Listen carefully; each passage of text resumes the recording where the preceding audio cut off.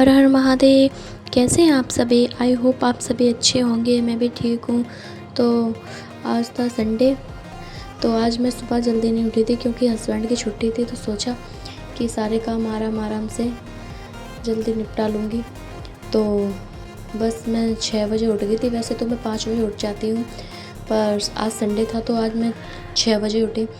तो झाड़ू लगा के मैंने सोचा कि घर की डीप क्लीनिंग कर दूँ। तो सबसे पहले मैंने फ्रिज को साफ़ किया अच्छे से पोंछ पाँच के जो धोने के थे वो मैंने धो दिए। और फिर आ जाते हैं कमरे में। तो मैंने सबसे पहले अपना बेड साफ़ किया, स्टूल वगैरह, खिड़कियाँ वगैरह, शीशे वगैरह सारे कर दिए। फिर मम्मी वाले कमरे की भी मैंने सफाई कर दी क्योंकि इस टाइम पर आंधी बहुत चल रही थी तो धूल मिट्टी बहुत आ रही थी कमरों में। तो इसीलिए शीशों पे धूल जमी हुई पड़ी थी तो मैंने उन्हें भी साफ़ कर दिया। ये देखिए। तो हफ्ते में हमें एक बार डीप क्लीनिंग ज़रूर करनी चाहिए अपने घर की।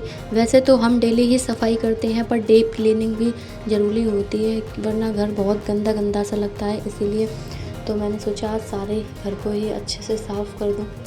तो ये मेरे बच्चों की मिनी अलमारी है जो मैंने मीशो से ऑनलाइन मंगाई हुई थी। इसमें मैं सिर्फ बच्चों के ही कपड़े रखती हूँ क्योंकि बच्चों के छोटे छोटे कपड़े होते हैं तो जल्दी से मिलते नहीं हैं, तो इसमें आसानी से कपड़े मिल जाते हैं, तो ढूंढने में भी बहुत आसानी होती है।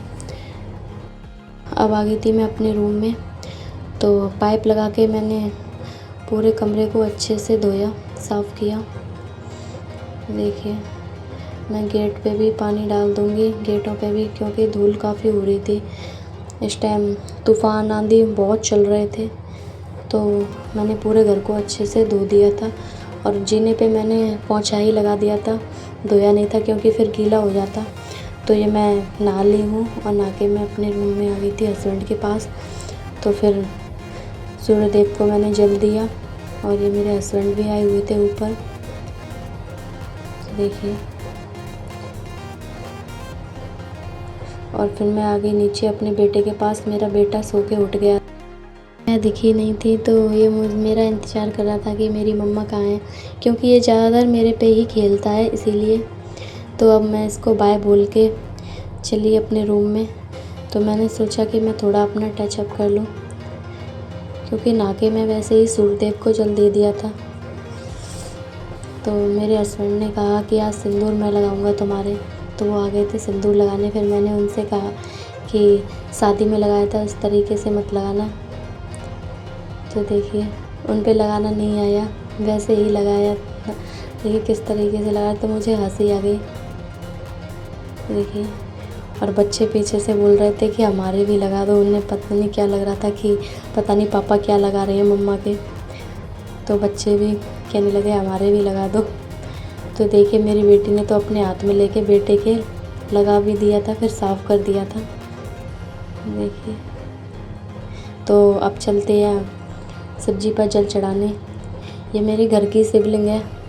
मैं मंदिर से आके घर की शिवलिंग पर जल चढ़ाती हूँ। ये बेलपत्री का पेड़ है, उसी गमले में मैंने शिवलिंग को रखा है। तो अब मैं इनका जलाभिषेक कर दूँगी और पूजा करके प्रार्थना भी कर लूँगी। अब चलते हैं कमरे में। तो जो मैंने फ्रिज के शीशे धो के रखे हुए थे मैं उनको पोंछ के अच्छे से लगा दूँगी। ये देखिए कितना अच्छा लग रहा है फ्रिज साफ़ होके। ये लग रहा है बिल्कुल नया है, अभी आया है। अब चलते हैं रूम में। मैं बेड पर रबड़ बिछा दूँगी और ये मेरी बेटी हेल्प कराएगी मेरी। जब भी मैं रबड़ बिछाती हूँ या चादर वगैरह बिछाऊँ तो वो मेरी हेल्प कराने आ जाती है खुद से ही, मुझे बोलना नहीं पड़ता। सारे कामों में मेरी हेल्प कराती है। तो देखिए, रबड़ भी मैंने बिछा दी है। तो अब बिछाएंगे चादर।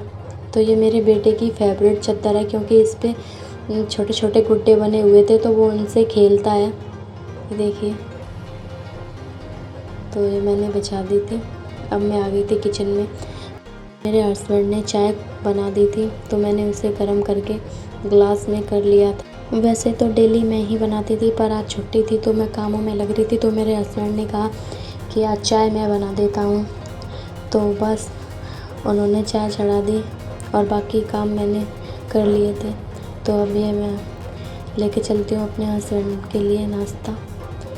तो फैमिली के साथ बैठ के चाय पीने में, नाश्ता करने में बहुत अच्छा लगता है, जिससे कि दो बातें भी हो जाती हैं और प्यार भी बढ़ता है। तो आज चाय बहुत स्वादिष्ट बनी हुई थी, मुझे तो इतनी टेस्टी लगी, मैंने कहा आप डेली बनाया करना आप ही। ये मैंने कारपेट भी बिछा दिया ज़मीन पे, क्योंकि मेरा बेटा ज़मीन पर ही खेलता है, इसीलिए बेड से तो वो गिर जाता है। तो अब आ गई थी मैं किचन में, और किचन में मैंने पतीले में दूध रखे गर्म होने को रख दिया था, क्योंकि मैं बनाऊंगी पूड़ियों का हलवा। ये पूड़ी बच जाती हैं, उन्हें मैंने सुखा के मिक्सी ग्राइंडर में ग्राइंड कर लिया था।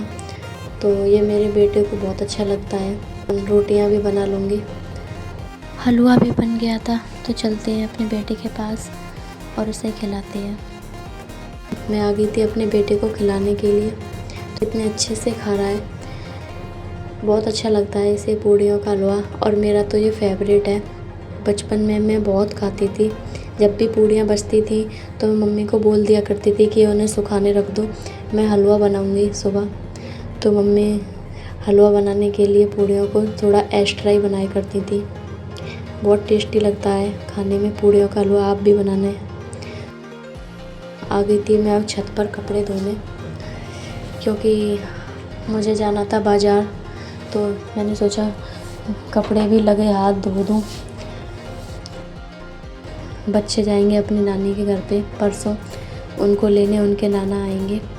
तो ये मैंने कपड़े धो के नीचे आ गई थी, बहुत गर्मी हो रही थी और कपड़े भी बहुत थे। संडे वाले दिन तो वैसे भी काम ज़्यादा हो जाता है। तो ये तैयार होके मैं आ गई थी मार्केट में बच्चों के लिए कपड़े लेने। इस टाइम गर्मी बहुत हो रही थी, तो मैंने सोचा बच्चों के लिए हल्के फुल्के कपड़े ले लूँ, क्योंकि ट्रेन में जाएंगे तो वैसे भी भीड़ बहुत रहती है, तो परेशान हो जाएंगे। तो मैं बस मार्केट आ गई थी बच्चों के लिए कपड़े लेने। ज़्यादा कपड़े नहीं लिए मैंने, सिर्फ 2-2 जोड़ी ही कपड़े लिए बच्चों के लिए। फिर मैंने सोचा क्यों ना नानी के घर पे ही जाके ले लूँगी कपड़े। ये मैं कपड़े लेके घर आ गई थी। ये देखिए, ये मैं बच्चों के लिए कपड़े ले आई हूँ। ये मेरे सासू माँ ने कपड़े देखे हुए थे, तो इनको डिब्बों में से निकाल के ट्रांसपेरेंट पन्नी में ही रख दिया था। मार्केट में आज भीड़ बहुत थी, क्योंकि आज संडे था, तो इसीलिए ट्रैफिक बहुत लगा था, तो हमें आने में भी बहुत लेट हो गया था। तो मैं आपको दिखाती हूँ कि मैं बच्चों के लिए कौन कौन से कपड़े लेके आई हूँ। देखिए, ये मेरे बेटे के कपड़े हैं, हल्के फुल्के से ही हैं, क्योंकि गर्मियों में बच्चे इन्हीं में कंफर्टेबल रहते हैं, इसीलिए। परसों आएंगे बच्चों के नाना जी लेने के लिए। वैसे तो छुट्टियां ख़त्म होने वाली थी बच्चों की, पर मैंने सोचा कि कोई बात नहीं, 10 दिन रह गए हैं, उसमें 1 हफ़्ता तो रह ही आएंगे वो अपनी नानी के घर पे। अब आ गई थी मैं किचन में खाना बनाने के लिए। तो मैंने सिंपल सा ही खाना बनाया था, क्योंकि छौंक लग नहीं रहा था अभी इस टाइम पे, क्योंकि मेरे बेटे को झाड़े लग रहे थे खसरे के, इसीलिए मैंने रायता ही बना दिया था। बस ऐसे तेल को गर्म करके ठंडा करके यूं ही डाल दिया था। आज का ब्लॉग यहीं समाप्त करते हैं, मिलते हैं नेक्स्ट ब्लॉग में। जब तक के लिए धन्यवाद।